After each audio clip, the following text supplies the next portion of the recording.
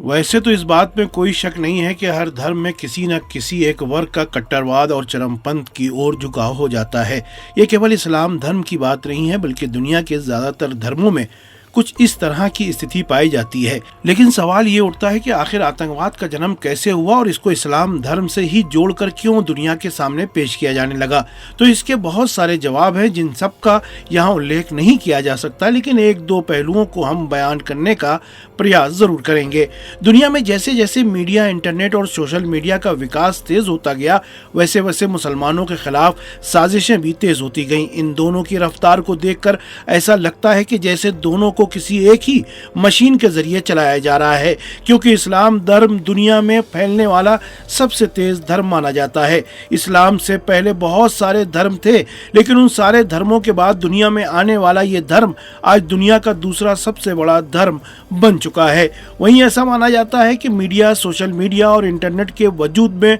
लाने वालों ने जब ये देखा कि बिना किसी प्रचार प्रसार और बिना किसी मीडिया प्लेटफॉर्म के जब इस्लाम धर्म इतनी तेजी से फैल सकता है, तो फिर जब आधुनिक दुनिया के ये प्लेटफॉर्म इसे मिल जाएंगे तो शायद ही दुनिया में कोई ऐसा इंसान बचे जो इस्लाम धर्म को स्वीकार न करे। इन तमाम बातों को दिमाग में रखते हुए मुसलमानों के खिलाफ ऐसी साजिशें रचने की योजनाएं बनाई गई कि जिससे मीडिया और सोशल मीडिया जहां पूरी दुनिया में छा जाए, वहीं साथ में आम लोगों तक ये भी सोच पहुंचे कि इस्लाम और मुसलमानों का संबंध आतंकवाद और कट्टरवाद से है। यही कारण है कि आज पूरी दुनिया में जिस व्यापकता से सोशल मीडिया का चलन हो चुका है, उसी तरह इस्लाम को बदनाम करने वाली सामग्रियों की भरमार भी इस प्लेटफॉर्म पर देखने को मिल जाएगी। पिछले एक दशक से ज्यादा समय से एक नाम पूरी दुनिया में छाया हुआ है और वो है तकफीरी आतंकवादी गुट दाइश का नाम। पश्चिमी एशिया क्षेत्र की स्थितियों, विशेष रूप से गजा में युद्ध और प्रतिरोध से ज़ैयूनी शासन की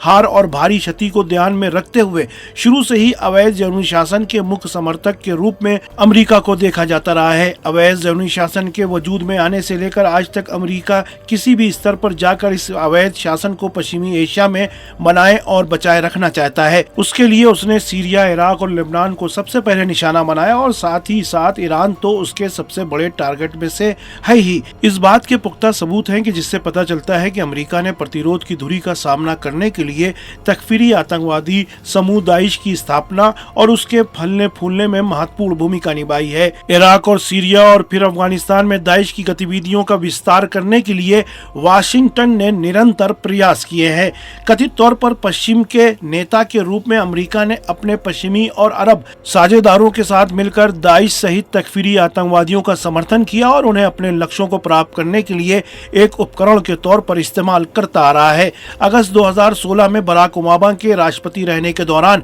अपने एक चुनावी भाषण में डोनाल्ड ट्रंप ने उन्हें और चुनाव में डेमोक्रेटिक उम्मीदवार हिलेरी क्लिंटन और पूर्व अमेरिकी विदेश मंत्री को दाइश का संस्थापक बताया था। इसके अलावा अमेरिकी राजनेता रॉबर्ट एफ कैनेडी जूनियर, जिन्होंने 2024 के राष्ट्रपति चुनाव में अपनी भागीदारी की घोषणा की है और डेमोक्रेटिक पार्टी में जो बाइडेन के प्रतिद्वंद्वी माने जाते हैं, उन्होंने भी दाइश के गठन में संयुक्त राज्य अमेरिका की भूमिका को स्वीकार किया है। कुल मिलाकर यह कुछ ऐसा नजरिया है कि जो इस बात की ओर इशारा करता है कि आज पूरी दुनिया में, विशेषकर पश्चिमी एशिया में तकफीरी आतंकवाद का जो आतंक है, वास्तव में वो आतंकी अमेरिका ही है। दुनिया भर में जो भी देश आतंकवाद से जख्मी है, वो जख्म अमेरिका का ही दिया हुआ है। हाल ही में ईरान में शहीद कासिम सुलेमानी की शहादत की बरसी के मौके पर होने वाला आतंकवादी हमला और उसमें शहीद होने वाले सैकड़ों बेगुनाह लोगों का वास्तव में कोई मुजरिम है तो वो अमेरिका ही है। जरा सोचें, ये कौन लोग हैं जो इस्लाम के नाम पर आतंकवाद का गंदा खेल खेल रहे हैं